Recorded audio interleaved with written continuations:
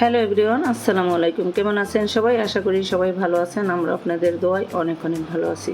আজকে আমাদের বাসায় কোনো গ্যাস নেই। সকাল থেকে এই পর্যন্ত 3টা বাজে, এখন পর্যন্ত গ্যাস আসে নাই। পুরো এলাকায় গ্যাসের লাইন বন্ধ। তাই বাচ্চাদের জন্য 4টা বার্গার অর্ডার করলাম। বাচ্চারা 4টা বার্গার আর একটা মিট বক্স এনে দিলাম, ওরা খেয়ে নেবে। আর 2 প্যাকেট চিকেন বিরিয়ানি অর্ডার করলাম, ওরা দিয়ে গেল। এখন বাচ্চাদের বেড়ে দিচ্ছি, ওরা খেয়ে নেবে। কি আমাদের অবস্থা!